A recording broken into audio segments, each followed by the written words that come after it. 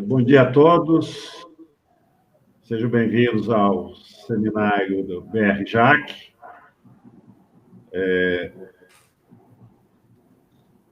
O seminário será apresentado pela doutora Maria Bayon e coordenado pelo professor Eric Flores. E passo a palavra ao professor Érico para ele iniciar a abertura e uma breve apresentação da revista BR-JAC. Bom dia a todos, bom dia Luiz, bom dia Maria. É uma satisfação muito grande participar de mais esse webinário, esse seminário especial do BR-JAC, do Brazilian Journal of Analytical Chemistry, em comemoração aos 10 anos de fundação deste periódico, importantíssimo para a química analítica brasileira, obviamente, mas também importantíssimo para a divulgação dos avanços mais recentes em química analítica no mundo. É um journal de muita repercussão, está crescendo rapidamente ano a ano, e nós estamos muito orgulhosos do sucesso que temos conseguido nos últimos anos, com grande apoio aí de várias empresas também, mas também da Nova Analítica aí, representada pelo Luiz Bravo, que é uma pessoa foi sempre um companheiro muito grande, incentivador, e um dos idealizadores do BR-JAC. Então, nossos cumprimentos a todos, e vou uma passadinha muito rápida, só introduzir o BR-JAC, o Brazilian Journal of Analytical Chemistry. Ele é um periódico de acesso aberto, científico. Ele passa pelos mesmos processos de todos os periódicos internacionais de grande circulação. Ele sempre passa por revisão pelos pares, completamente independentes e com pareceres totalmente diferentes do ponto de vista de independência científica. Ele tem como principal escopo a divulgação de propostas analíticas voltadas para a inovação, propostas do cunho científico, mas também tecnológicos na área de química analítica, voltado para todas as áreas do conhecimento vinculadas com a química analítica, voltado para universidades, centros de pesquisa, indústria, e publica vários tipos de artigos, artigos de pesquisas todas originais, reviews também, pontos de vista, cartas para o jornal, notas técnicas, assim por diante. Tem várias opções, e eu sugiro fortemente que deem uma olhadinha no website do BR-JAC, que podem pegar várias informações. Aqui, brevemente, só para vocês conhecerem o corpo editorial, atualmente, o editor-chefe deste periódico é o professor Marco Arruda, que, infelizmente, está com outro compromisso neste mesmo momento, pediu que eu substituísse ele. Eu estou como editor para reviews, revisões do BR-JAC, e nós temos aqui o corpo editorial, vários especialistas, pessoas de extrema competência e muito reconhecidos no campo científico nacional e internacional, que têm dado uma contribuição muito grande, nos ajudado muito no crescimento do BR-JAC. Aqui também no Advisory Board, nós temos ali, só gostaria de destacar o professor Lauro Kubota, que foi editor-chefe do BR-JAC por pelo menos 10 anos, então que ele nos deu uma contribuição tremenda, possivelmente está aqui com a gente também, está nos assistindo, e vários outros colegas aí também, extremamente importantes no cenário da química analítica mundial. Também aqui outras pessoas, a professora Maria das Graças Cor, o Ricardo Santelli, o Wendel, um dos jovens talentos que nós temos, o professor Marco Grassi, o Márcio Rebouças da indústria. Vocês podem ver também que no Advisory Board tem pessoas sempre com a visão das empresas, da indústria, mas também, majoritariamente, das pessoas que são vinculadas, então, eminentemente à academia, corpo científico. O escritório editorial, está aqui toda a equipe aqui que tem trabalhado intensamente na divulgação e na produção, de modo a assegurar a qualidade das publicações e também das apresentações e mecanismos de divulgação. Uma equipe excelente que tem trabalhado de maneira muito conjunta, de maneira muito harmônica e que tem contribuído muito para o sucesso do BR-JAC.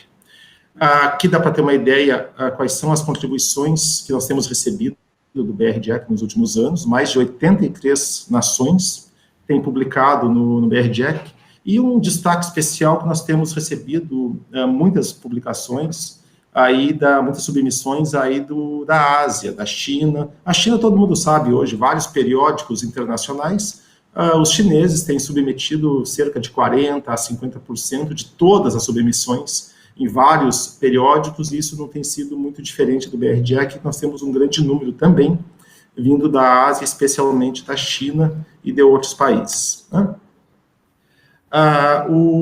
Se vocês olharem no BRJEC, na página oficial do BRJEC, vocês vão ver que ela está completamente remodelada, está mais atualizada, está muito mais amigável, e há várias informações interessantíssimas, muito importantes, entrevistas, pontos de vista, tudo mais, que vocês recomendo fortemente que vocês deem uma olhadinha nisso aí. Né? A plataforma é extremamente amigável, ela guarda a submissão muito rápida e fácil a submissão. Né? Então, hoje, para publicar, é muito fácil. Destacando que nós seguimos todos os requisitos, vamos dizer assim, as recomendações internacionais das melhores práticas de publicação dos periódicos de relevância internacional das melhores editoras, né? Praticamente o mesmo processo. Então, nós convidamos a todos aí para que submetam seu trabalho no BRJEC, enviem submissões para a gente vai ter o maior prazer e o maior carinho em avaliar do ponto de vista de contribuição científica e de maneira a disponibilizar para a nossa população científica, nossa comunidade científica, acadêmica e empresarial, o que há de melhor hoje em química analítica. Tá bom? Ok.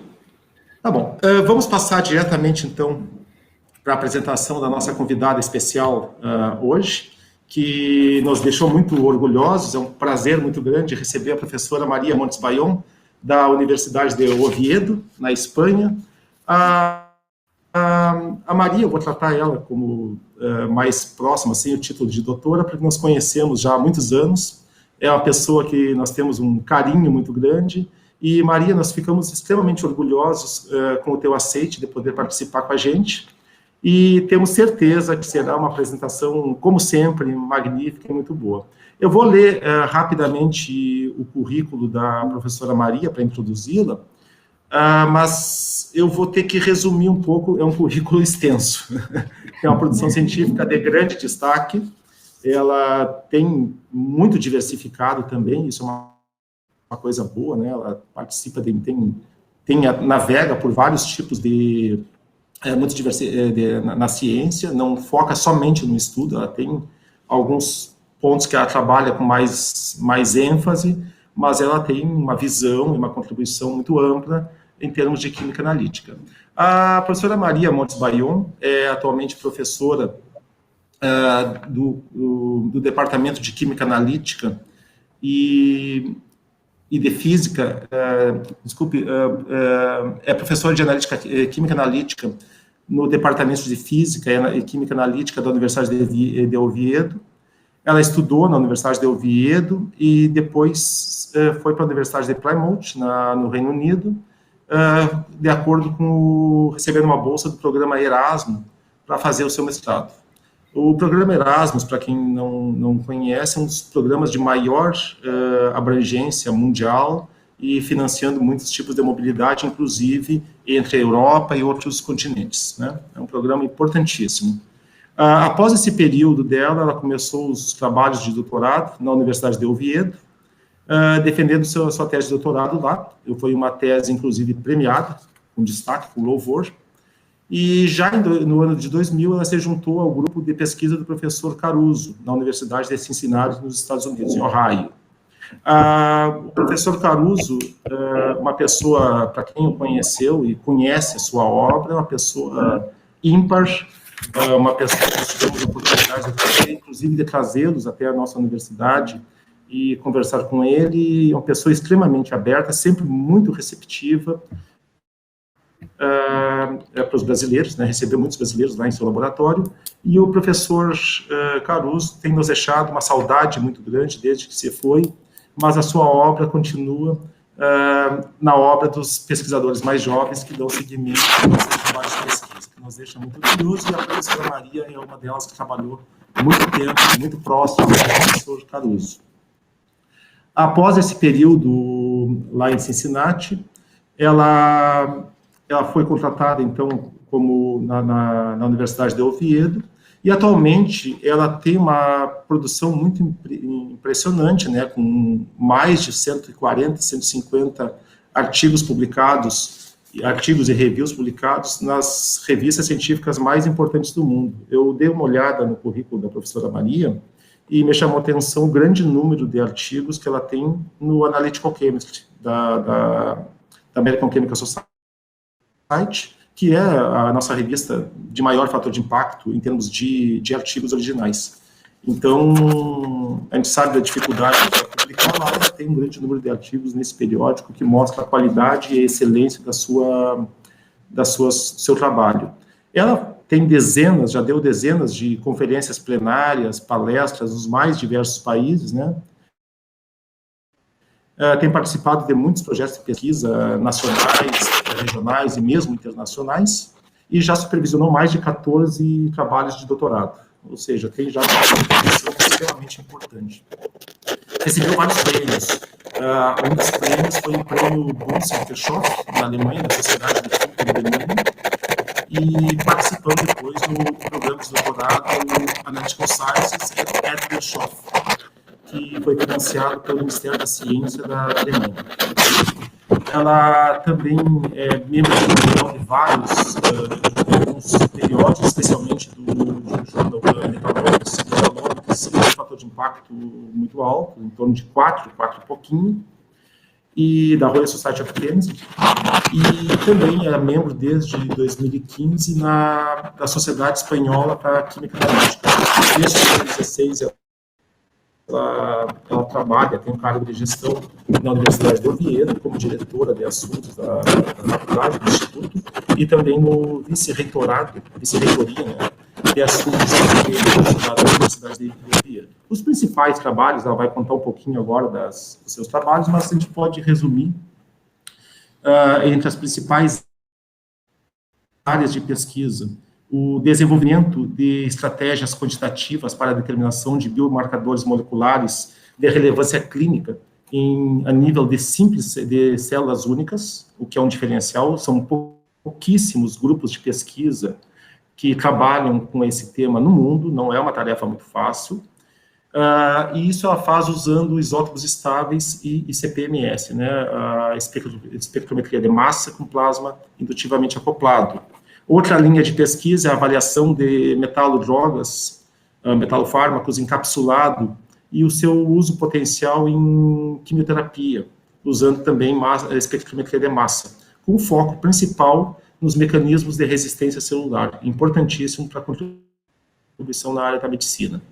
Outra linha de pesquisa também seria o uso de ferramentas analíticas para o estudo de aspectos biomédicos de nanopartículas, um tema extremamente atual, né, que tem despertado muito interesse, mas, e no caso dela, com aplicação para nanopartículas biogênicas e detritos nanometálicos de implantes metálicos. Outro trabalho também de extensa importância, né, muito grande, e que nos deixa mais, olhando todo esse vasto currículo, eu resumi muita coisa, mas nos deixa muito orgulhoso, mais uma vez, pela sua presença aqui e contribuição. Eu só queria lembrar para todos que no final dessa apresentação da professora Maria, nós teremos o sorteio de um livro, o livro Metallomics, The Science of Biometals. O editor é o presidente, o editor-chefe do BRJEC, o professor Marco Arruda, que também tem dado uma contribuição muito grande na área de metalômica, e esse livro será sorteado, será uma cortesia, então, do BRJEC, em parceria com a Nova Analítica. Então, aguardem até o final, que haverá um sorteio, de acordo, usando o número de inscrição que vocês receberam para participar aqui.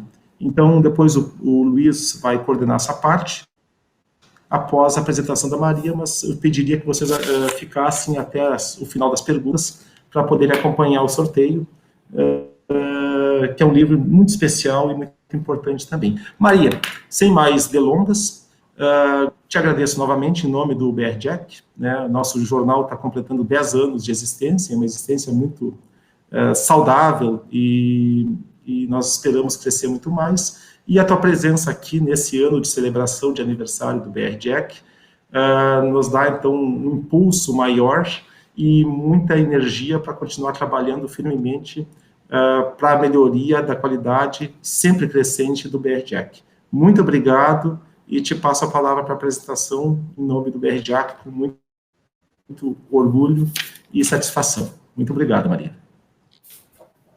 Pues buenas tardes en España, buenos días en Brasil. A todos, en primer lugar, bueno, muchas gracias por las palabras de Érico. Érico y yo nos conocemos desde hace tiempo y nos tenemos mucho cariño. También muchas gracias a Marco Ferruta, que desafortunadamente creo que no nos puede acompañar, tenía otros deberes. Y gracias al Brazilian Journal of Analytical Chemistry por organizar este webinar, que espero sea de interés de todos. ¿Se oye bien? En principio no hay problema. Podemos comenzar. ¿Sí? Bien, pues el tema del que voy a hablar, dentro de todas las líneas de investigación de las que habló Érico en su presentación, es el análisis de biomarcadores clínicos por ICP masas, y quería resumir el viaje que hemos hecho en el tiempo desde la especiación elemental, que empezamos ya hace años en nuestros laboratorios, hasta los ensayos en single cell o células individuales que estamos llevando a cabo hoy en día, pero siempre para la medida de biomarcadores clínicos y utilizando ICP masas como detector. Empezaré hablando brevemente de qué es un biomarcador clínico. Pues un biomarcador clínico se define como una característica que puede ser medida como indicador de un proceso biológico normal, un proceso patogénico o la respuesta a una intervención, por ejemplo, la respuesta a un tratamiento clínico. Hay muchas etapas dentro del establecimiento de un biomarcador clínico. Tenemos la primera fase, que llamamos fase discovery, donde hay un número de analitos que pueden ser potenciales candidatos a ser biomarcadores. A través de la etapa de validación llegamos finalmente a la etapa de aplicación clínica. En la etapa de aplicación clínica se intenta desarrollar ensayos monoplex, es decir, que se dediquen a un analito o a unos pocos analitos y que se puedan realizar en un número grande de muestras para utilizarlos como biomarcadores de pronóstico o predictivos. Por tanto, en esta fase es donde la química analítica juega un papel muy importante para desarrollar métodos que sean sensibles y específicos en la medida de lo posible, para poder distinguir cambios en el biomarcador por encima de las variaciones biológicas individuales que ocurren entre individuos. Por tanto, la dimensión cuantitativa de los análisis es fundamental, con parámetros como precisión y exactitud como dimensiones prioritarias. Hablamos entonces del análisis de biomarcadores clínicos dirigido, es decir, a moléculas específicas. ¿Cuáles son hoy en día las herramientas que se utilizan en clínica para el análisis de dichos biomarcadores? Bueno, pues en primer lugar los inmunoensayos. Puesto que la interacción antígeno-anticuerpo es de alta especificidad, son los ensayos más utilizados en un laboratorio, utilizando como detección la fluorescencia o la espectrofotometría. Por otro lado, cada vez se emplean más los métodos basados en espectrometría de masas, pero empleando como fuente el electrospray y la estrategia de Multiple Reaction Monitoring para cuantificar. El problema de utilizar esta estrategia es que necesitamos las mismas especies que vamos a cuantificar marcadas isotópicamente, y eso a veces no es fácil de conseguir ni están comercialmente disponibles. Por tanto, existen una serie de retos todavía pendientes en el desarrollo de métodos analíticos para biomarcadores clínicos, puesto que hay una ausencia de métodos absolutos, es decir, que no sean relativos a un determinado patrón. Además, hay muy pocos materiales de referencia disponibles, lo que hace la validación de los métodos de nuevo desarrollo bastante compleja. Y además, también hay una necesidad de métodos que proporcionen al menos estándares de calibración bien caracterizados. En ese sentido, la pregunta que aparece en la cabeza de la diapositiva, ¿puede ICP masas ayudar o asistir en estos procesos? Y nosotros empezamos a evaluar esta posibilidad hace algunos años con un concepto en mente. Queríamos utilizar una estrategia de cuantificación empleando ICP masas denominada la dilución isotópica como herramienta principal. De manera resumida, la dilución isotópica se fundamenta en utilizar un trazador, que es el mismo elemento que queremos cuantificar en nuestra muestra, pero con las abundancias isotópicas alteradas. De tal manera que, conociendo la concentración del trazador que ponemos en contacto con la muestra y sus abundancias isotópicas, podemos establecer luego en la mezcla un tipo de ecuaciones relativamente sencillas que, basadas simplemente en la concentración del trazador, en su abundancia relativa y en la abundancia relativa del analito en la muestra, que es la natural, podemos conocer directamente la concentración del analito en la muestra. Esta estrategia de cuantificación, que ya se lleva utilizando para el contenido total de metales traza con ICP masas durante muchos años, se empezó a aplicar a la especiación no hace tanto tiempo. Existen dos posibilidades de realizar estos estudios. El primer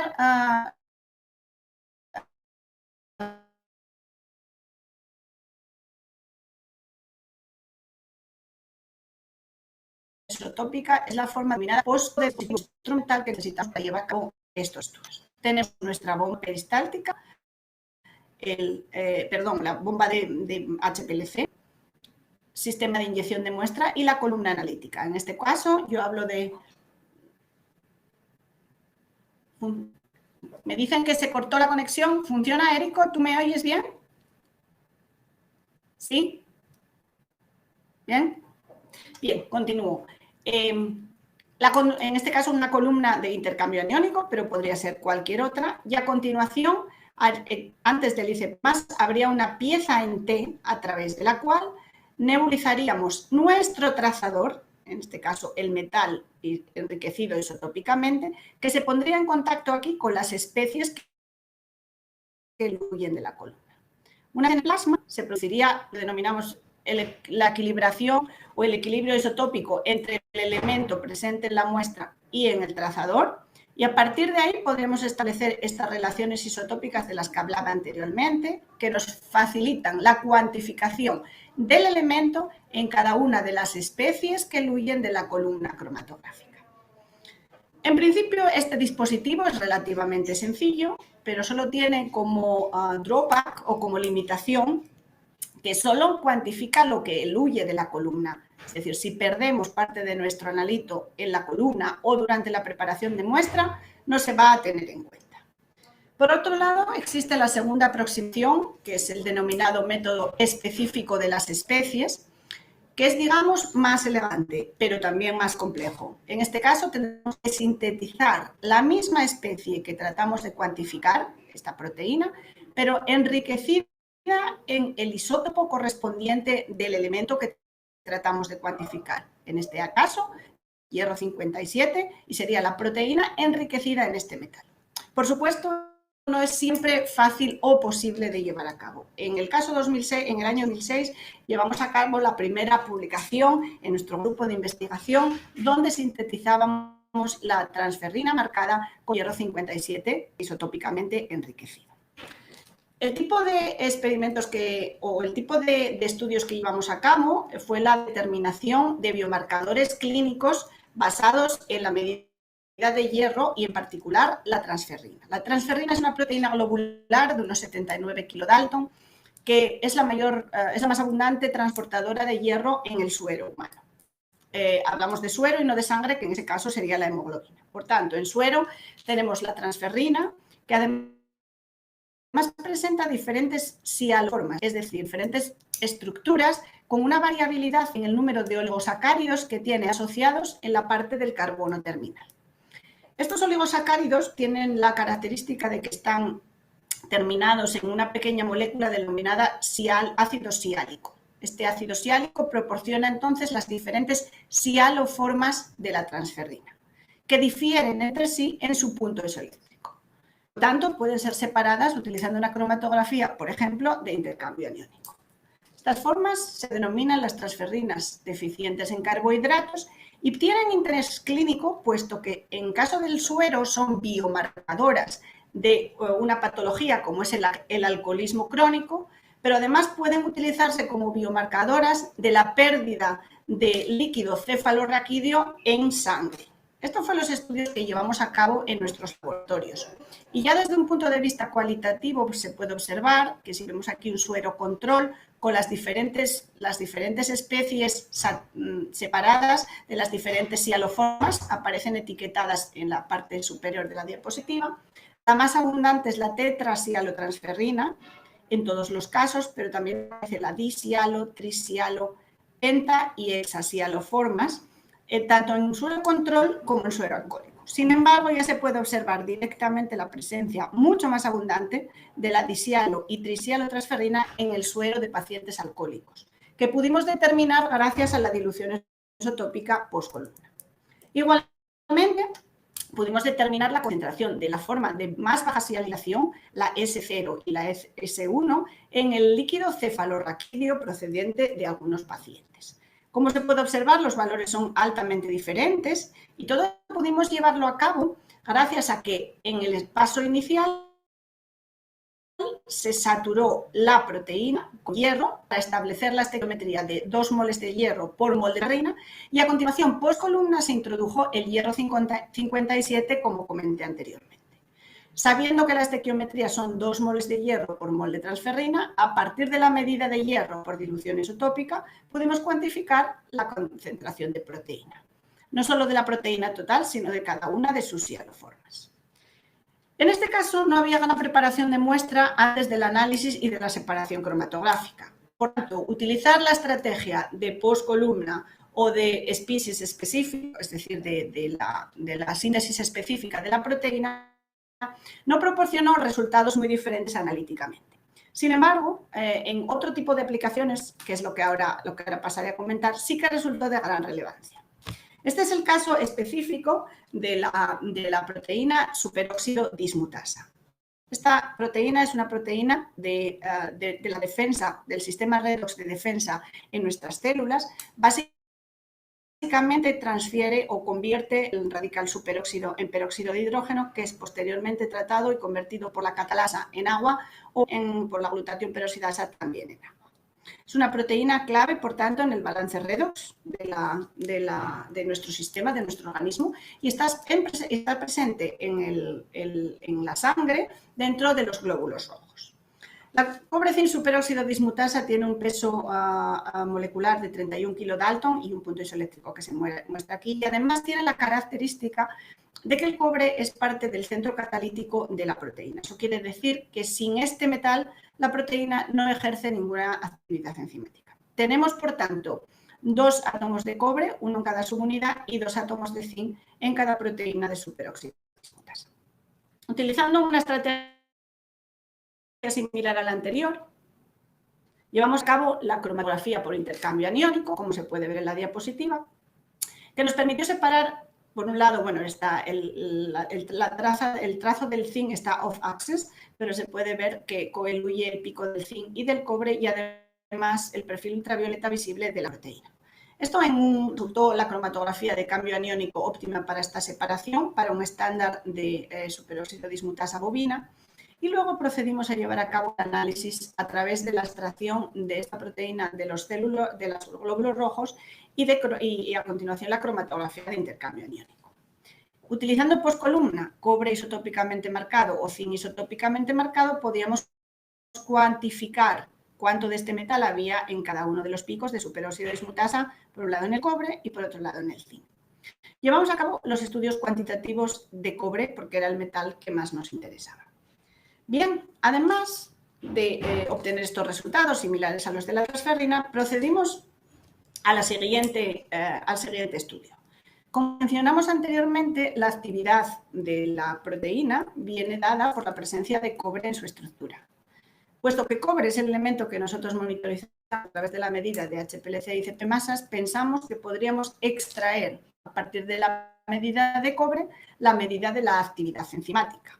¿Cómo podríamos hacerlo?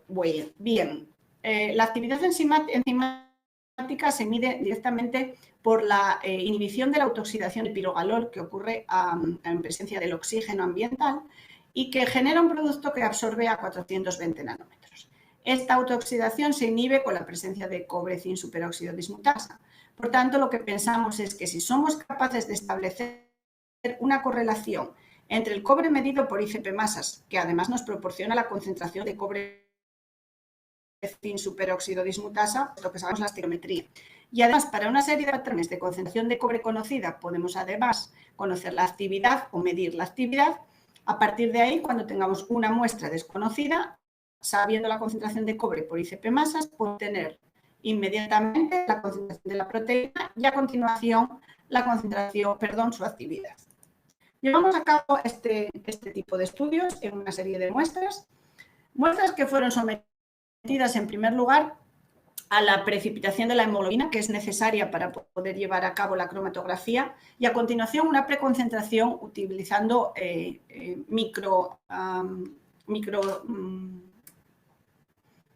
preconcentration devices, no llega la palabra en español en algunas ocasiones. Tengo algún problema para pasar a la diapositiva siguiente.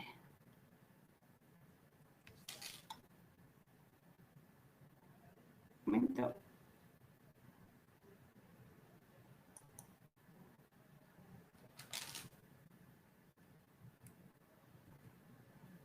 Sí. En esta tabla se muestran los resultados obtenidos para la concentración de cobre y a continuación la concentración de superóxido dismutasa. Asimismo, la actividad calculada utilizando el tipo de estrategia que mostré anteriormente y la actividad medida para poder comparar los dos valores a ver si los resultados tenían validez o no. Pues en principio, cuando comparamos estos dos resultados, lo que observamos es que hay una diferencia aproximadamente del 15% entre ambos, que puede deberse a la pérdida que ocurre en los procesos de preconcentración, puesto que pudimos cuantificar esto con estándares de superóxido dismutasa bovina y saber que esto correspondía aproximadamente a un 15%. Sin embargo, pensábamos que durante el proceso de precipitación de la hemoglobina, una parte de la superóxido dismutasa también se estaba perdiendo. ¿Cómo podríamos cuantificar esa parte que no teníamos en cuenta en este caso? Pues utilizando la segunda estrategia, que fue sintetizar una superóxido dismutasa enriquecida isotópicamente.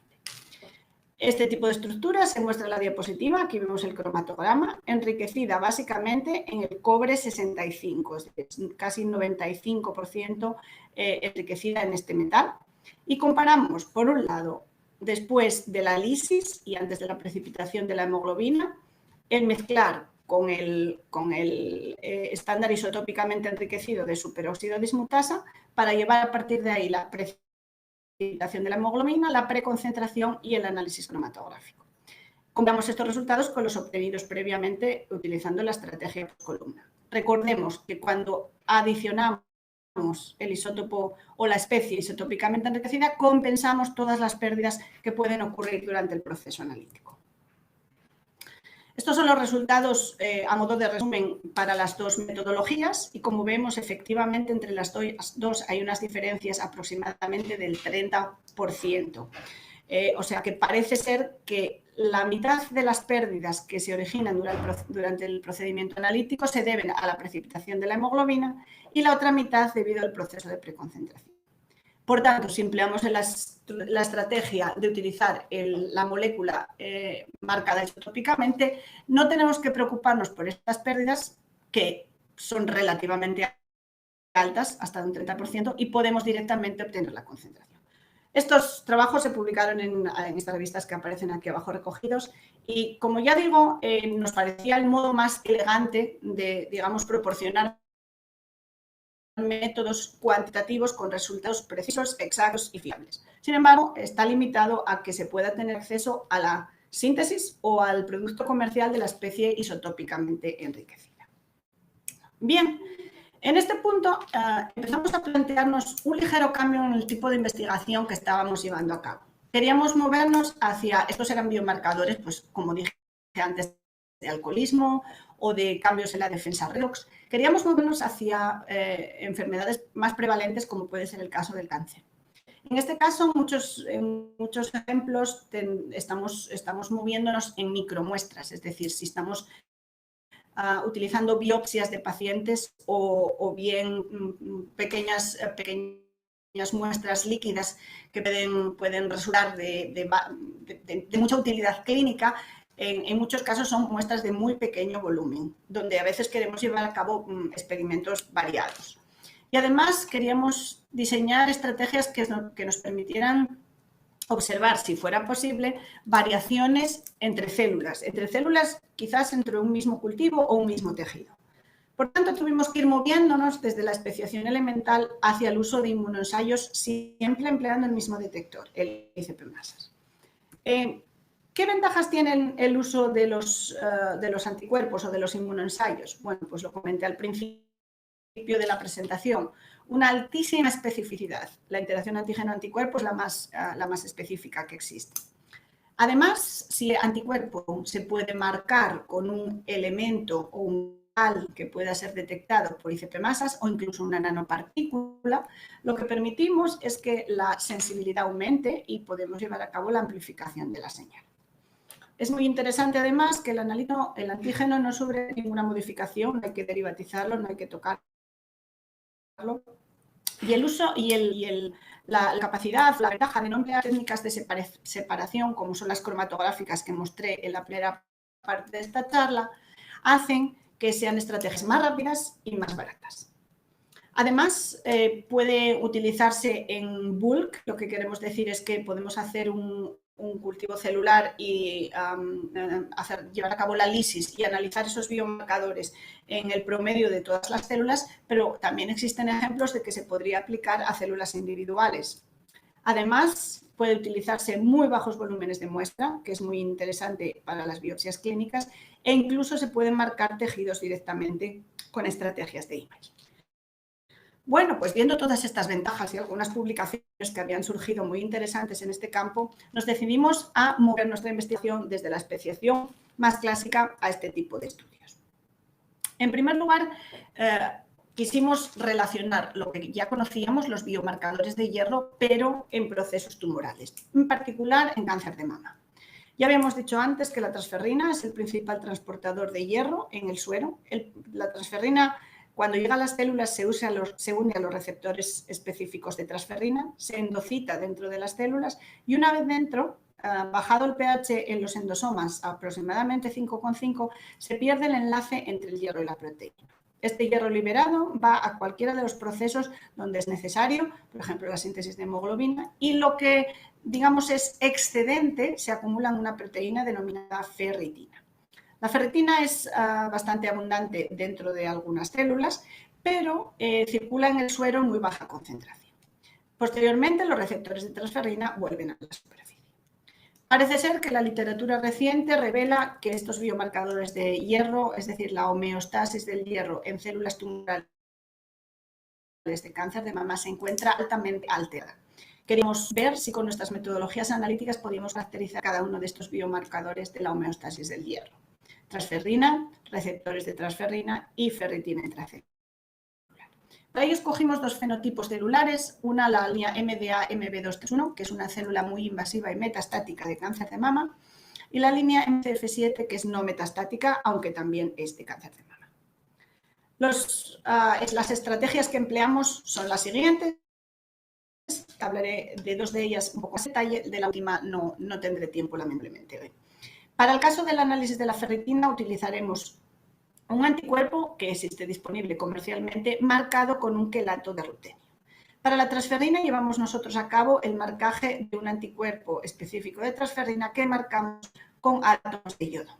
Y finalmente, para el caso de los receptores de transferrina, empleamos un anticuerpo que también marcamos a través de una estrategia que detallaré posteriormente con el elemento neodimio.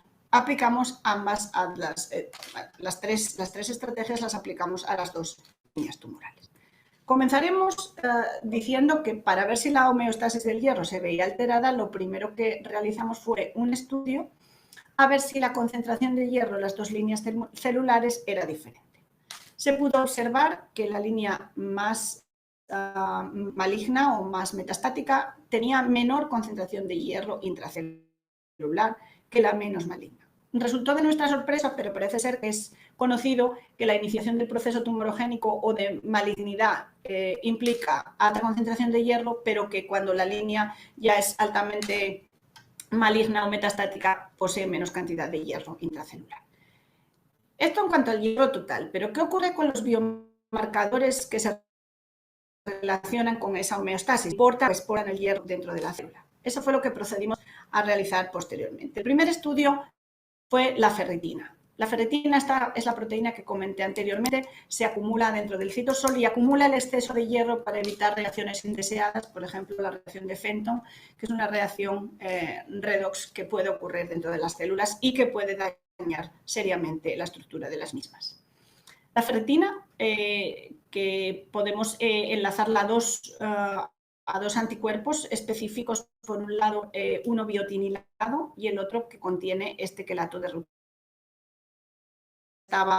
Ya estaba marcado, no necesitamos nosotros llevar a cabo ningún procedimiento químico. Una vez que el ensayo tipo sándwich se forma en solución, a continuación añadimos partículas magnéticas recubiertas de streptavidina. La streptavidina captura la biotina de este anticuerpo y tenemos el ensayo que podemos aislar gracias a las partículas magnéticas a través de un imán. En la clínica, en los laboratorios clínicos, la medida se realiza posteriormente empleando electroquemoluminiscencia, excitando el complejo de rutenio a unos 620 que emite a 620 nanómetros. Sin embargo, cuando vimos que este ensayo era comercial, pensamos que podríamos adaptarlo a nuestras medidas en ICP masas. ¿Por qué? Pues porque tenemos aquí un elemento como es el rutenio, que si logramos establecer la estequiometría entre el rutenio y la proteína, no necesitaremos llevar a cabo ningún calibrado con patrones de ferritina, sino que a partir de esa estequiometría podremos obtener la concentración de proteína en cada una de las muestras. Tener patrones de ferritina puros o bien caracterizados es una de las limitaciones que mostré al principio de la presentación. Si además medimos este rutenio empleando una técnica como la dilución isotópica, denominamos un método definitivo. Otra cosa que queríamos hacer es aplicarlo a micromuestras. Tanto desarrollamos todo este ensayo y redisolvimos este complejo en microvolúmenes, aproximadamente 50 microlitros, que introducíamos en ICP masas a través de sistemas de inyección en flujo. El aspecto que tienen los diagramas son estos. Cada uno de estos corresponde a un ensayo diferente y podríamos estar nebulizando en continuo el isótopo 99 o enriquecido el rutenio, enriquecido en el isótopo 99. Llevando a cabo las relaciones isotópicas en cada pico, podemos cuantificar cuánto rutenio hay aquí y podemos establecer este tipo de estequiometría. Concentración de la ferritina sérica medida por electroquemoluminiscencia frente al área del rutenio medida por ICP masas. Vemos que es una línea relativamente recta que si transformamos en femtomoles de rutenio frente a femtomoles de ferritina nos dará directamente la estequiometría que estábamos buscando. Aproximadamente 23 átomos de rutenio por mol de ferritina. Utilizando esta estequiometría validamos la estrategia empleando una ferritina recombinante que está, aunque no es un patrón de referencia certificado, sí que es un patrón recomendado por estas instituciones, nos permite saber la exactitud y la precisión de nuestra metodología. Como vemos, tenemos recuperaciones cuantitativas incluso a nivel de femtomolar. A partir de que supimos que la metodología estaba funcionando bien, pasamos a aplicarla a cultivos celulares. Cultivos celulares de cáncer de mama y, como vemos, en los distintos fenotipos tenemos una cantidad de ferritina totalmente diferente. En el tipo más maligno tenemos una concentración significativamente superior a la del fenotipo menos agresivo. Nos sorprendía pues, que la ferritina es la encargada de almacenar el exceso de hierro en su interior. Y si recordábamos, esta especie, el tipo más maligno, contenía menos hierro en su interior que la especie menos o que la línea menos metastática. Por tanto, la primera pregunta es, ¿tiene la ferritina alguna función adicional que no sea acumular hierro en su interior en este proceso del cáncer de mama? Bueno, quisimos seguir estudiándolo y para ello hicimos un paso adicional al estudio de cómo podríamos ver cuánto hierro estaba saturando esa ferritina. ¿Cómo lo hicimos? Bueno, pues utilizando una estrategia similar a la anterior. A través de la medida del rutenio teníamos el análisis mediante el análisis por ICP+, teníamos la concentración de proteína, y además, si solo utilizábamos uno de los anticuerpos y luego las pruebas magnéticas, aplicando a caliente un pequeño volumen a caliente, podemos usar la estretabilidad de la biotina. En este momento filtramos las micropartículas que quedarán en la parte de arriba del filtro y abajo pasará exclusivamente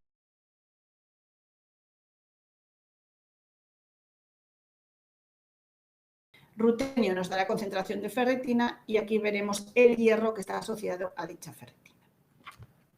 Llevamos a cabo estas medidas otra vez en estos dos tipos de cultivos celulares y los resultados son los que se muestran en la diapositiva. En cuanto a la concentración de ferritina, del hierro en la ferritina, ambas disoluciones proporcionaron valores similares, tanto la más maligna como la menos maligna. Sin embargo, si lo que presentamos son las relaciones hierro-ferritina, recordemos que la concentración en la línea más metastática era mucho más alta.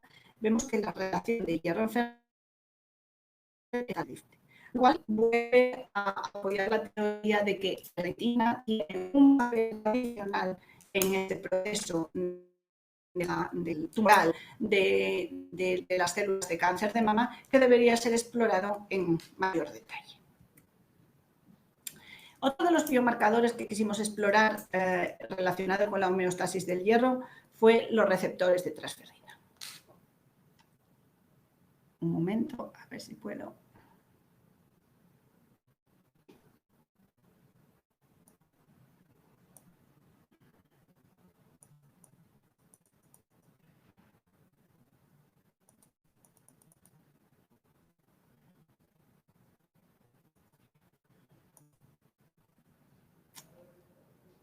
Creo que tenemos un pequeño problema.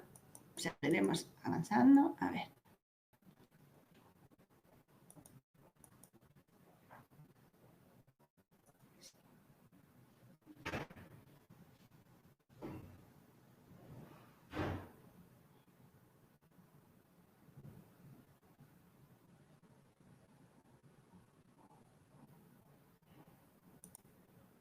Bien. Creo que tenemos un problema en la diapositiva anterior. Intentaré ir hacia atrás. Aquí, sí, ya.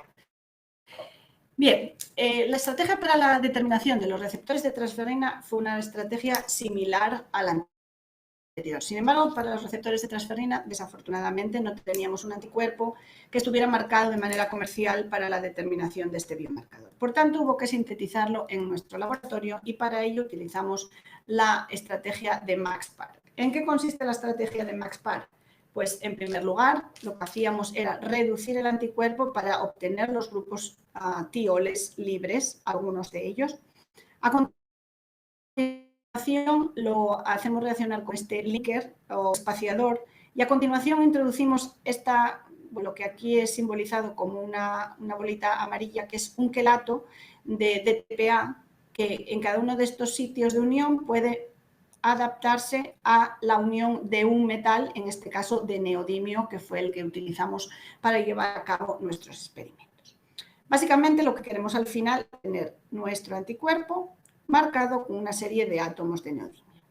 Como siempre, o como en el caso del rutenio, teníamos que en primer lugar establecer cuál era la estequiometría entre el neodimio y el anticuerpo, y a continuación ver si el anticuerpo mantenía las capacidades de reconocimiento frente al antígeno. Estos cromatogramas muestran la señal mediante exclusión por tamaños, tanto del ultravioleta, en el ultravioleta en todos los casos del anticuerpo, antes de ser reducido, después de ser reducido, que vemos que no cambia de tiempo de retención, y a continuación cuando está marcado con el quelato de neodimio. Aquí vemos que se muestra que se mueve el tiempo de retención a tiempos de retención más cortos. Eso quiere decir que estamos, aumentando el tamaño de la molécula. Aparece un solo pico, lo cual da idea de que estamos marcando correctamente el anticuerpo. Eso lo verificamos midiendo neodimio a través del ICP masas, que muestra un pico al mismo tiempo de retención, y el exceso polimérico de la marca que aparece aquí al lado, pero que en principio no tendría problema, puesto que no interacciona con el analito. Una vez que teníamos el anticuerpo marcado, quisimos ver cuál era la estequiometría, lo cual es necesario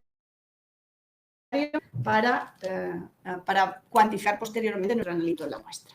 Para ello, lo que hicimos fue algo muy sencillo. El ensayo convencional, oficial, con el anticuerpo de captura inmovilizado inicialmente en las placas Petri. A continuación, añadimos el analito, que es el receptor de transferrina, y como anticuerpo utilizamos el anticuerpo que nosotros hemos marcado con neodimio. Lo que hicimos fue marcar o representar la concentración de neodimio frente a la concentración de receptor de transferrina. La pendiente, en este caso, aproximadamente 21, nos da la estequiometría del número de neodimios por anticuerpo. Aunque existe poca literatura sobre los quelatos de 21, parece ser aproximadamente el número para el que nosotros adquirimos comercialmente, el que se encuentra, el que recomiendan utilizar. A continuación, una vez que teníamos metodología, digamos, validada, llevamos a cabo el estudio en cultivos celulares. En los dos cultivos celulares que habíamos mostrado anteriormente. Estos cultivos celulares mostraron, a ver si podemos ver los resultados.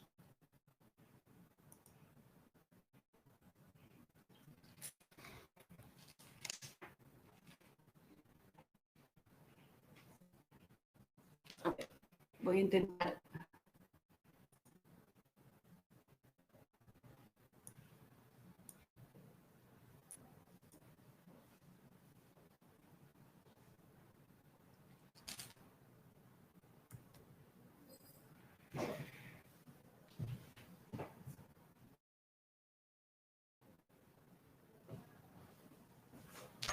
Sí, aquí aparecen los resultados unidos a los dos tipos de cultivos celulares y vemos que aplicando el quelato marcado con neodimio y el ELISA comercial, el ensayo de ELISA comercial, obtenemos exactamente los mismos resultados para un lisado celular, tanto de la línea de mayor malignidad como la de la menor malignidad.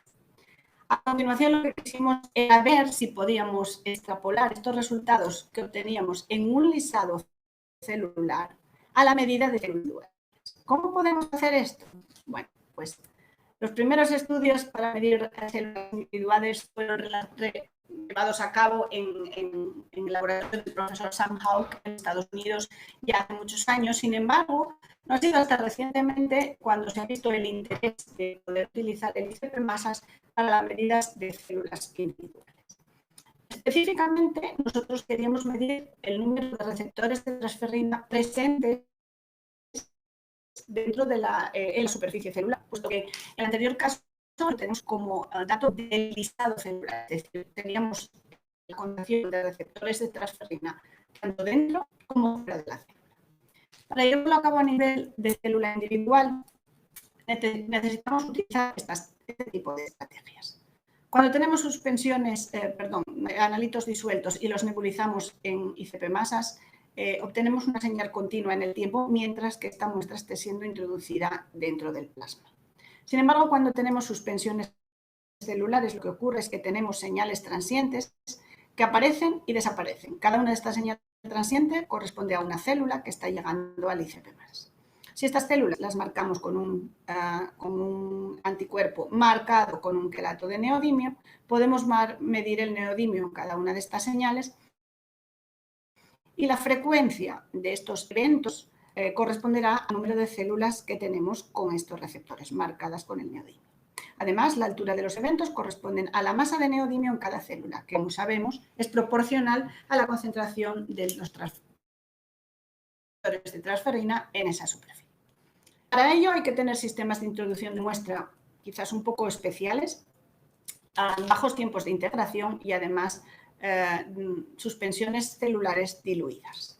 En cuanto a los sistemas de introducción de muestra, empleamos este nebulizador micronebulador de Acacia, que permite nebulizar unos 10 microlitros por minuto, y una cámara de consumo total que además tiene un flujo exterior para evitar que las células se depositen en la superficie. Esto permite un transporte de las células al ICP+, alta eficacia, que cuantificamos utilizando pequeñas partículas de europio, donde vemos una distribución gaussiana, o incluso usamos la medida de fósforo en las células. El fósforo es un elemento constitutivo, por tanto es presente en todas las células, y en muchos casos podemos extraer una eficacia de transporte con este sistema de aproximadamente el 50% para suspensiones celulares de aproximadamente 5 por 10 a la 4 células por mililitro. Llevamos a cabo los estudios marcando nuestras células con el quelato de neodimio y en la siguiente diapositiva veremos el tipo de señales que estamos obteniendo, si nos permite el sistema.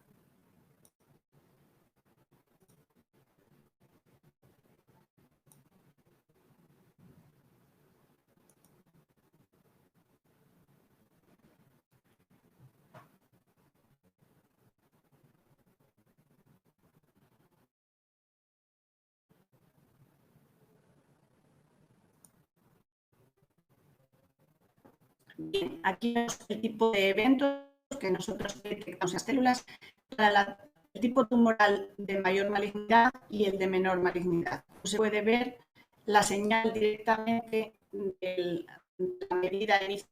Podemos deducir que en el caso de la mayor malignidad tiene una señal sustancialmente superior, no llega a 10 veces, pero casi, sobre la de menos malignidad. Si pasamos o transferimos estos datos a datos cuantitativos llevando a cabo un calibrado de neodimio, podemos obtener las concentraciones de los receptores estos son varios cultivos cada día en 3 días distintos para las células de mayor malignidad y para las de menor malignidad. Como se puede ver, en caso de llevar a cabo este tipo de experimentos con ICP masas, podemos medir los receptores de transferrina a nivel global, pero también los que están únicamente presentes a nivel de la membrana celular. Y esto no se puede llevar a cabo con el ensayo ELISA, por ejemplo, comercial, que está pensado simplemente para lisados celulares. La diferencia entre ambos nos dará la concentración de receptores intracelulares. Una vez más, se puede observar que el fenotipo de mayor malignidad presenta mayores concentraciones que en el. Por tanto, y a modo de resumen, hemos podido, a través del empleo de anticuerpos marcados con distintos elementos o distintos actos metálicos, hemos podido determinar la concentración de ferrina en los distintos en los fenotipos celulares, la concentración de transferrina, aunque he podido contarlo, lo hemos llevado a cabo recientemente utilizando anticuerpos marcados con yodo. Y además, a través de la medida de anticuerpos marcados con neodimio, hemos podido cuantificar factores de transferencia a nivel de la superficie cerebral. Una diapositiva que nos muestra los resultados comparados para los dos tipos celulares. Intentaremos a continuación.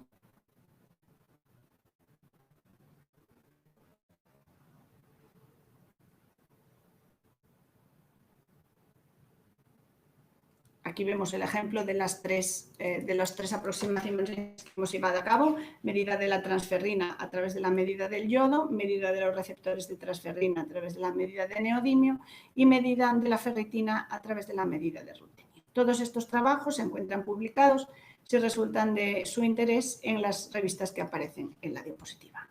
Numéricamente, vemos que la línea de mayor malignidad tendrá un menor contenido en hierro, un menor contenido en transferrina, que se relaciona directamente con el menor contenido en hierro. Sin embargo, valores mucho más altos de ferritina, además de una baja saturación del hierro, la ferritina. Adicionalmente, un número mucho mayor de receptores de transferrina en el caso de menor malignidad. Por tanto, el tipo de estudio multiparamétrico y cuantitativo que tratamos de llevar a cabo hemos podido establecerlo y ahora está en manos de los expertos en biología o bioquímica establecer qué consecuencias puede tener eso a nivel biológico. Bien, con esto concluyo la presentación. Simplemente mencionar que los experimentos iniciales o los experimentos clásicos de especiación llevados a cabo en fluidos biológicos empleando la dilución isotópica fueron la plataforma ideal en aquel momento para llevar a cabo el análisis cuantitativo de especies como la transferrina o la superóxido dismutasa. Utilizando los estándares isotópicamente enriquecidos, podemos cuantificar por todas las pérdidas que tenemos a lo largo del proceso analítico. Cuanto antes mezclemos muestra y spike o muestra y trazador, más compensaremos todas las pérdidas que se pueden producir. Sin embargo, sabemos que este tipo de estrategias funcionan bien cuando la cantidad de muestra que tenemos disponible no es limitada, y en el caso de suero, por ejemplo, humano, o en el caso de glóbulos rojos. Sin embargo, cuando tratamos con micromuestras o además queremos llevar a cabo estudios de variaciones intracelulares, entonces en este caso necesitaremos o hemos necesitado movernos a los inmunoensayos. Estos inmunoensayos conectados con el ICP-MAS creemos que también proporcionan una plataforma muy interesante, sobre todo si se pueden marcar con distintas especies, como mencioné anteriormente, incluso con nanopartículas, donde la amplificación va a ser significativa, puesto que tenemos un montón de átomos de un elemento asociados al anticuerpo correspondiente. Desde luego, la existencia de cuerpos específicos es imprescindible para llevar a cabo estos estudios. Y estos estudios iniciales, empleando los anticuerpos marcados en células individuales, también nos proporcionan un primer paso muy interesante para llevar a cabo estudios futuros.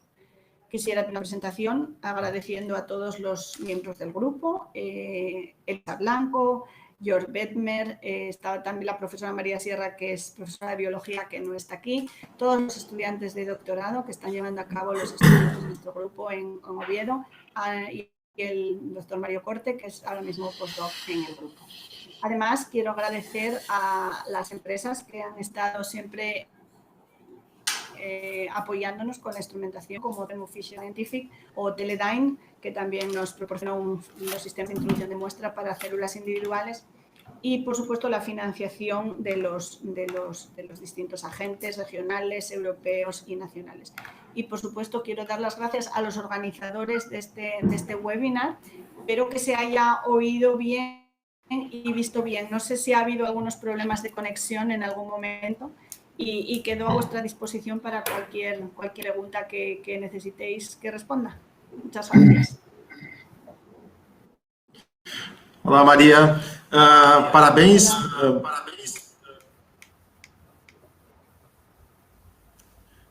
Muito bom.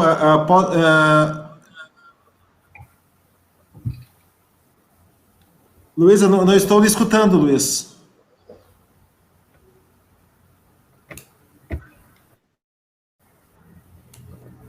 Eu estou te ouvindo. Ok, tá bem. Maria, muito obrigado, então, pela excelente apresentação, como sempre, né? Um padrão de qualidade muito alto, né? E eu fiquei muito contente. Eu trabalho uma área próxima do que vocês fazem, não, né, mas especialmente na área de preparo de amostras, mas gostei muito, até tomei nota de algumas ideias aqui para a gente tentar fazer o nosso grupo de investigação, de pesquisa aqui em nosso laboratório. Basicamente, os desafios com esse tipo de análise aí são muito grandes, né? Ainda temos grupos aí muito pouco especializados, ainda são muito poucos grupos que ainda trabalham com essa técnica, devido, talvez, ao conhecimento maior e domínio da espectrometria de massas com plasma indutivamente acoplado que é necessário. Há um crescimento muito rápido. A gente olha as publicações nos últimos 10 anos, o crescimento é muito grande, mas ainda assim depende muito conhecimento e muita especialização para usar isso aí. Nós temos algumas perguntas, Maria, que eu vou passar. Deixa eu ver uma coisa aqui. Deixa eu só comparar. Nós temos já algumas perguntas que eu vou te passar agora. A primeira pergunta Sí. Ela é da Alessandra, que ela diz assim, ó, parabéns pela apresentação. Tem uma pergunta quanto aos elementos usados como biomarcadores. Sim. É necessário que o elemento usado como biomarcador tenha características específicas, como, por exemplo, ser livre de interferências na determinação por ICP-MS? Como é feita a escolha desses marcadores? Pues nada, gracias Alejandra por la pregunta. Hombre, si no tiene interferencias, siempre es más fácil utilizar el ICP masas. Hoy en día tenemos muchos instrumentos que permiten que, aunque el elemento tenga interferencias, podamos eliminar esas interferencias. Hoy en día tenemos equipos de celda de colisión desde hace tiempo en el mercado y más recientemente equipos de triple cuadrupolo, que esa es, digamos, la tecnología de vanguardia para eliminar las interferencias o para desplazar las interferencias a otras masas. Desde luego, la condición imprescindible para llevar a cabo estudios de dilución isotópica es que los dos elementos estén libres de interferencias o esas interferencias se puedan eliminar bien de una manera química con celda de reacción con triple cuádruple o bien con alta resolución, que también es la posibilidad de utilizar equipos de alta resolución, que yo creo que ustedes en Brasil tienen ya equipos tanto de triple cuádrupolo como de alta resolución que se pueden emplear. Pero en principio el biomarcador, o sea, para cualquier tipo de estudios de este tipo de dilución isotópica sería imprescindible que los dos isótopos estuvieran libres de interferencias, sí. O que las eliminaran de alguna manera. Perfeito. Deixa eu aproveitar a pergunta da Alessandra e complementar também com relação a alguns elementos que têm tido um crescimento e um interesse muito grande nos últimos 5 ou 6 anos, que é a parte de determinação de halogênios, halógenos, especialmente bromuro e ioduro, bromo e iodo. Você tem alguns trabalhos já com esses elementos, Maria, usando a técnica de biomarcadores ou também com análise de células únicas, células simples? Sí, de bromo menos. En algunos casos creo que los trabajos de especiación que hicimos son de la época en la que antes mencionaste cuando estuve con Joe Caruso en los brominated flame retardants. Eso. Que son moléculas que contienen bromo y que analizamos por cromatografía de gases acoplada a ICP masas. Y la cromatografía de gases proporciona una forma de separación que funciona muy bien en acoplamiento con ICP masas. Estos compuestos, estos brominated flame retardants, si tienen muy alto peso molecular, tenían problemas en la cromatografía, no en el ICP masas. Y el bromo en principio se puede medir bien. El yodo se mide aún mejor, porque creo que tiene el potencial de ionización un poco más bajo y podemos mirar yodo sin problemas. El único problema es que el yodo es monoisotópico para ICP masas, entonces no se puede hacer dilución isotópica, no se puede emplear la técnica. Yodo utilizamos también, hemos medido para algunas hormonas, las hormonas tiroideas, en algunos estudios hace años con electroforesis capilar ICP masas, y actualmente con este tipo de estudios donde podemos hacer la iodación de los anticuerpos. La iodación con una técnica, con unas partículas de Thermo Fisher, precisamente, que se denominan iodo-bits, produces la iodación de moléculas biológicas muy rápidamente, de manera muy eficaz, y puedes eliminar el resto fácilmente, y el yodo se mide perfectamente por ICP masas, sin ningún tipo de problemas. El único problema es que no se puede aplicar la dilución isotópica porque no es...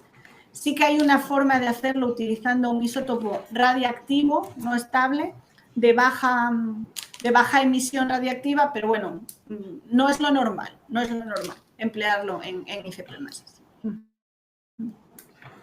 Ok. Obrigado. Maria, nós recebemos muitas mensagens aqui de agradecimento, de congratulações Mas eu vou somente ler mais outra pergunta da Lídia Andrade. Ela diz o seguinte: excelente apresentação. E pergunta: é possível fazer a digestão dos tumores e estudar a composição tanto da matriz extracelular quanto das células tumorais em si? No sé si entendí bien la pregunta del todo. Si es posible estudiar los tejidos tumorales.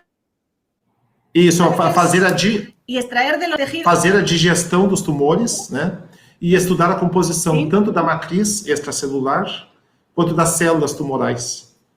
Ela quer ver se pode fazer a digestão dos tumores e olhar a composição tanto da matriz fora da célula quanto das células tumorais. Sí, creo, a ver, es una pregunta muy interesante porque yo creo que todos queremos llegar ahí ahora mismo, ¿no?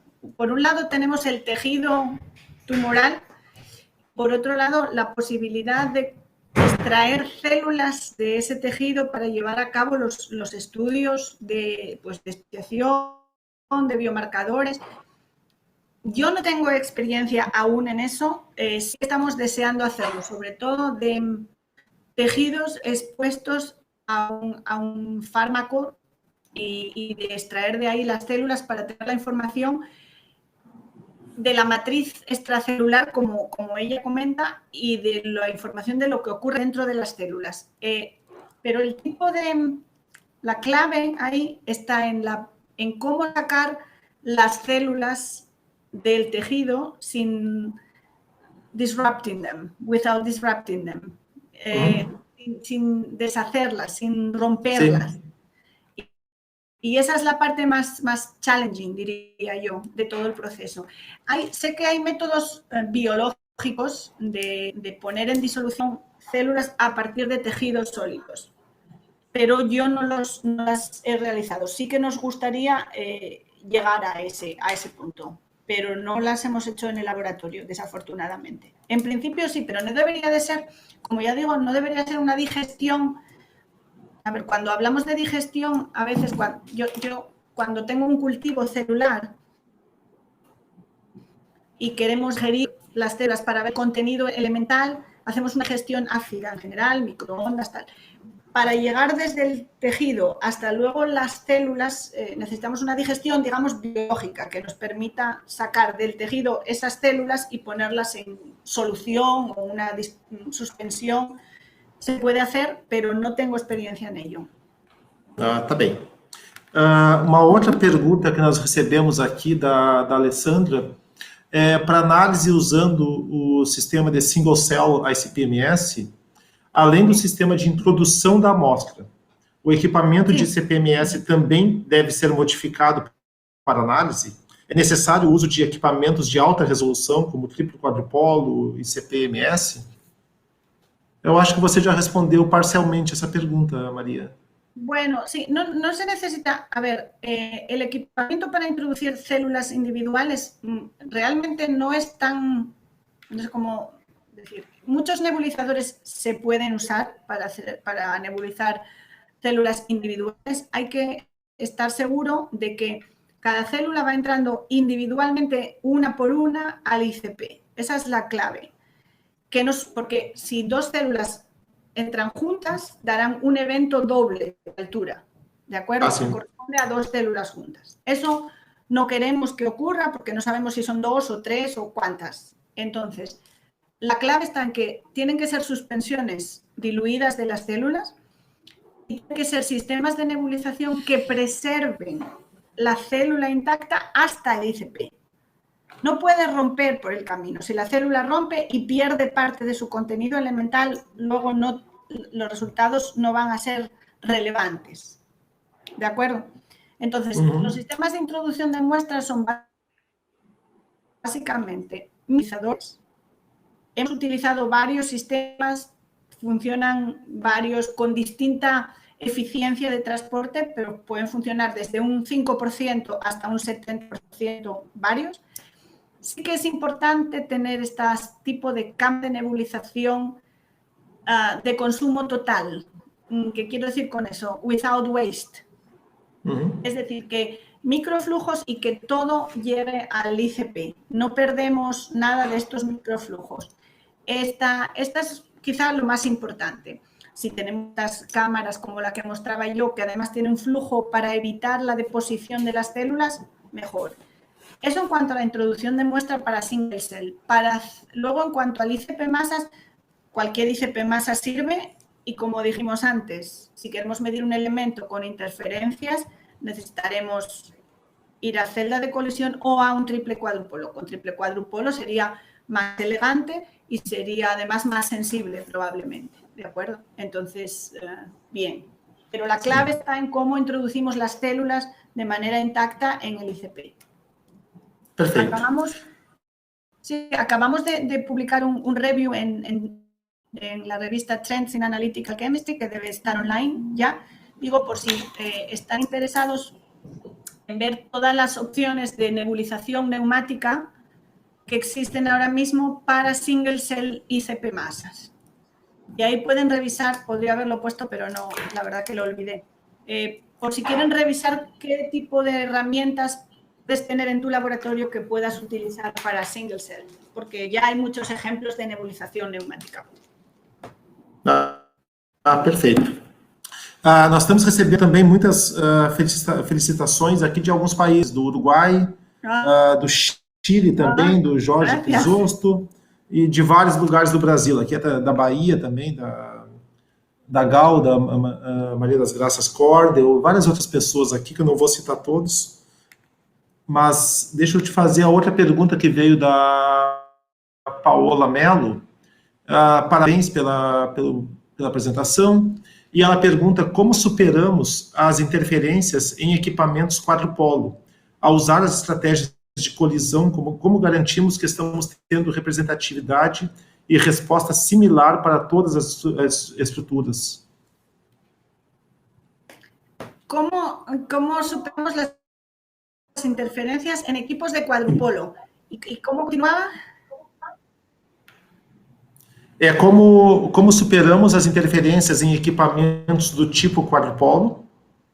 E ao usar de equipamentos normais com um quadrupolo.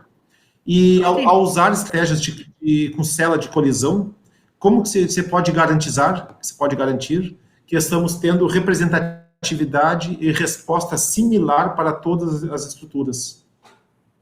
La segunda parte de la pregunta no la entiendo muy bien. No sé si me puedes traducir al inglés para poderla contestar. ¿Representatividad? By using the collision cell, how is possible to assure that you have the same representativeness and also similar response for all the structures? Entiendo que significa, bueno, vamos por partes. Entiendo que quiere decir la misma respuesta si el elemento está en una estructura o en otra, me imagino, ¿no? Esto mismo, esto. Vale. En primer lugar, las interferencias, si se referían solo a cuadrupolos, ya sabemos que si tenemos equipo que no tenga ni celda de colisión ni triple cuadrupolo, las interferencias poliatómicas son prácticamente muy difíciles de compensar, ¿no? Con equipos de cuadrupolo sencillo es prácticamente imposible. Cuando tenemos celda de colisión sí que podemos romper esas interferencias y con el triple cuadrupolo, como decíamos antes, aún mejor. ¿Cómo saber si la respuesta es igual para todas las estructuras? En principio, una característica del ICP masas, sobre todo del ICP como fuente de ionización, es que no distingue estructuras químicas. Es decir, la respuesta al elemento es independiente de la estructura química en la que esté formando parte. Es el principio de la post-column isotope dilution. Pensamos que, imaginemos, en el post-column, cuando es el huyendo de la columna, el elemento va a estar presente en una especie determinada, mientras que el flujo que entra post-column está en otra forma distinta. Sí.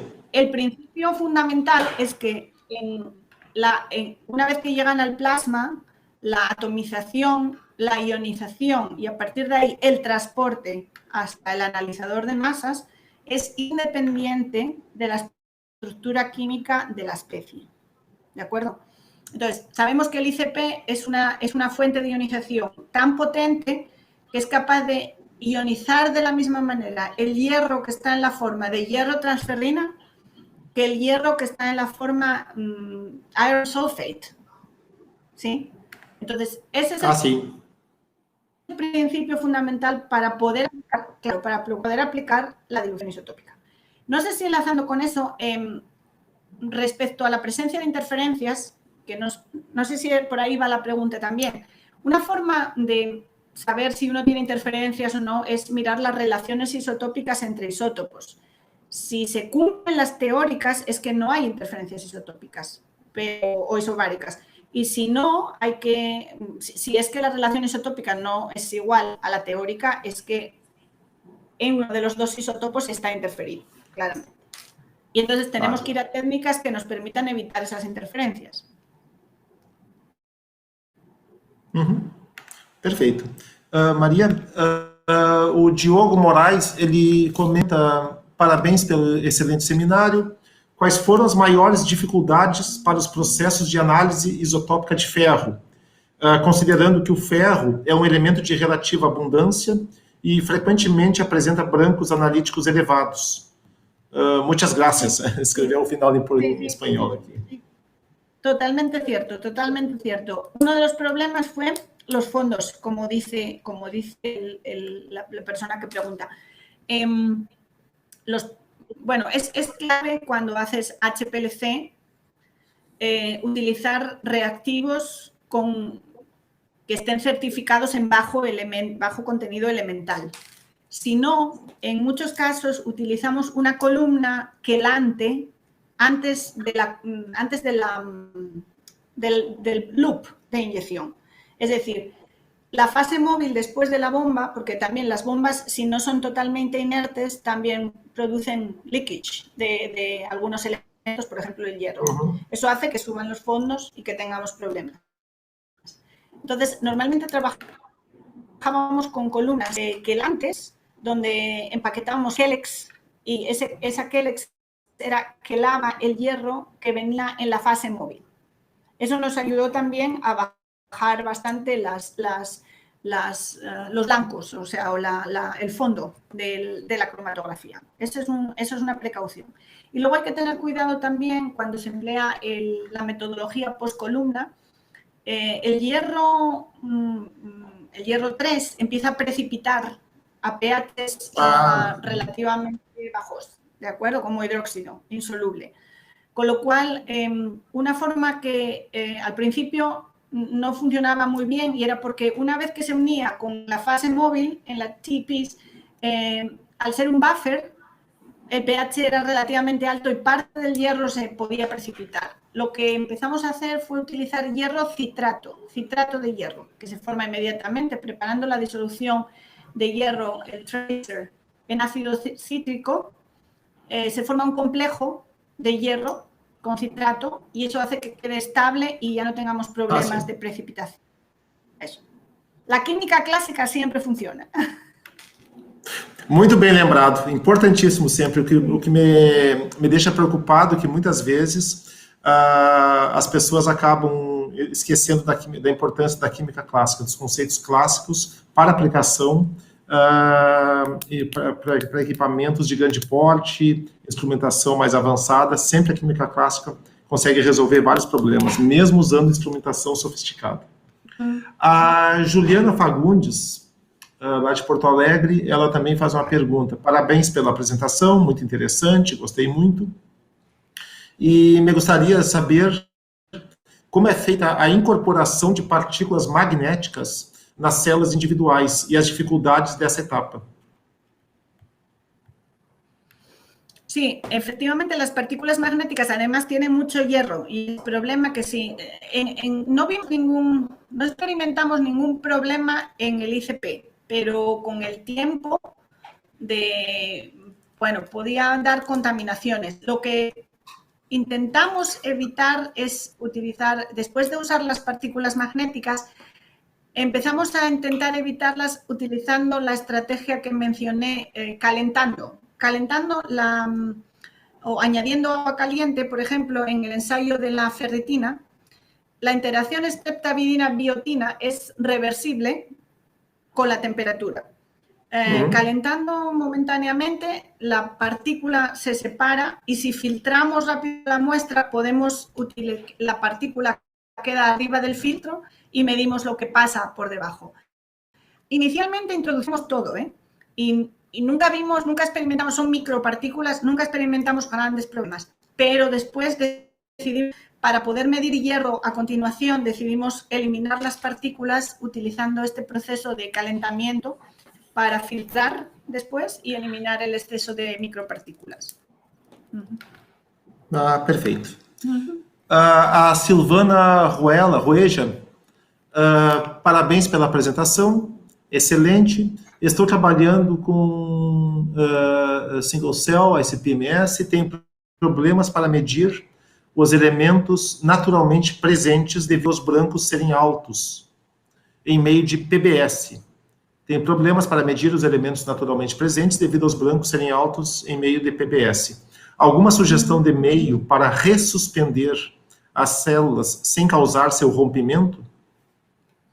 A ver, nosotros para eso, en lugar inicialmente usábamos PBS también, pero como queremos medir fósforo, PBS no puedes usar. Existe una alternativa que es TBS, que creo que es otro buffer, pero no lleva fosfatos, ¿vale? El TBS nos funciona bastante bien y lo importante es que esté, como dije antes, libre de contaminación metálica.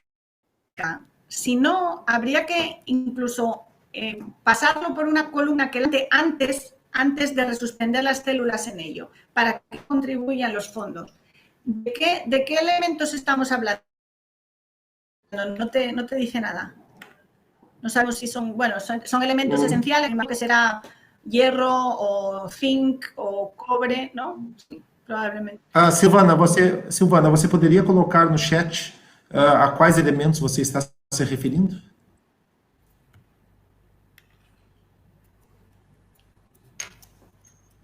También vemos que unos elementos en single cell se miden mejor que otros. El hierro lo vemos... Cobre y zinco. Claro, sí. El cobre puede tener fondos también, pero puede hacer eso, cambiar a TBS por un lado y además intentar limpiar el TBS con un agente quelante antes, quizás, para eliminar todas las trazas de... Si empaqueta una pequeña columna con Kelex o algo así, que es un quelante, y bombea la disolución a su través, limpiará bastante. El zinc es un elemento complejo, porque todo está everywhere. Entonces, es complicado. El cobre sí que podemos bajar teniendo en cuenta eso. Tá bem. Por enquanto, não temos mais perguntas. A Silvana Rueja está perguntando, você já tentou usar MES?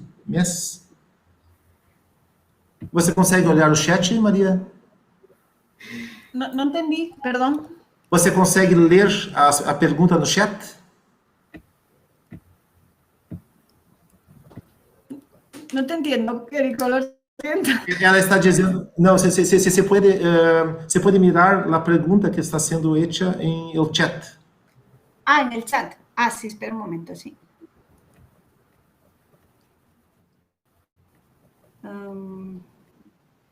Silvana Ruela, uma das mais abaixo.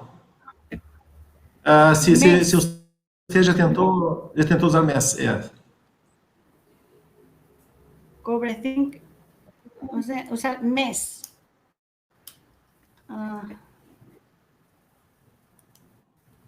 No sé a qué se refiere con MES. Nosotros, entiendo que me pregunta el buffer, ¿no?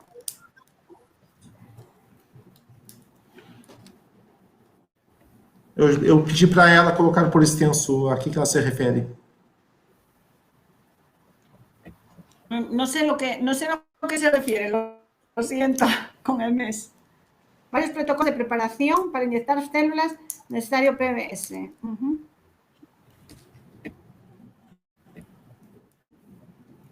A Lídia está comentando que existem vários protocolos de preparo de soluções para injetar células sem ser necessário usar PBS. PBS. Bueno, sí, puedes. Se pueden utilizar otros buffers, pero... Agora estou vendo. A pergunta que a Silvana que a Lídia fez foi para a Silvana. Ok, não era para você. Podemos passar para a próxima, Maria. O Rodrigo Bolzan. Rodrigo Bolzan, ele diz o seguinte: parabéns pela excelente apresentação. Gostaria de perguntar sobre a possibilidade de determinação de proteínas e RNA específicos do coronavírus usando o ICP-MS. Qual a sua opinião sobre a possibilidade de diagnóstico da COVID-19 usando ICP-MS? Pergunta difícil. Sí, pues es una pregunta también muy interesante porque sí que hay algunos ejemplos de personas que están intentando la determinación de microRNAs en muestras biológicas, obviamente, mediante ICP masas. Algunos, yo creo que investigadores de Japón y de China también desarrollaron estrategias para atrapar inmovilizando en partículas magnéticas la secuencia complementaria a la del virus o a la secuencia complementaria a la del RNA que tratan de capturar.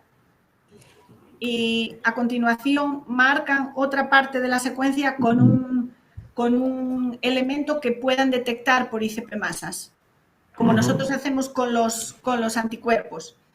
Y utilizando ese tipo de estrategias, sí que se puede, por un lado, con partículas magnéticas para atrapar por complementariedad de las dos hebras del microRNA y una artificial que se inmoviliza en las partículas, y luego otra, con alguna estrategia de marcaje, sí que se pueden o se están haciendo análisis de microRNAs en ICP masas, y no tarde a llegar la oportunidad de analizar muestras de COVID seguro, porque eso está... hay gente ahora mismo marcando con nanopartículas, por ejemplo, ese tipo de cosas para poder detectar concentraciones muy pequeñas, es decir, muy baja concentración de microRNAs. A veces ahí está la clave, la preparación de la muestra. Nosotros trabajamos hace algún tiempo con microRNAs y es difícil poder hacer la análisis celular y recuperar para poder llevar a cabo los análisis directamente. Quizá los single cell tendría que ser basado en single cell en un futuro próximo, pero sí creo que sí, que se podría pensar en hacer. Muito bom, excelente pergunta, muito bom. Nós não temos mais perguntas aqui e nós estamos já um pouco adiantados na hora, já estamos com 1h30 de seminário e a doutora Maria, ela tem um compromisso logo em seguida. Então, nós vamos proceder ao encerramento. Te agradecemos mais uma vez, Maria, muito obrigado pela participação, por aceitar nosso convite aqui em nome do BR-JAC, né, porque para nós foi importantíssimo. Você viu pelas perguntas que a audiência estava muito motivada e muito curiosa. Acho que despertou várias questões para as pessoas que têm interesse nessa área.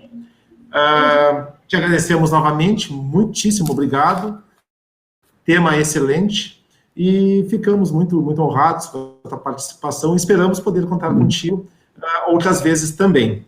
Tá, Maria? Seguro. Muito obrigado pela apresentação. Muito bem. E eu passo a palavra agora para o Luiz, né, para fazer os comunicados.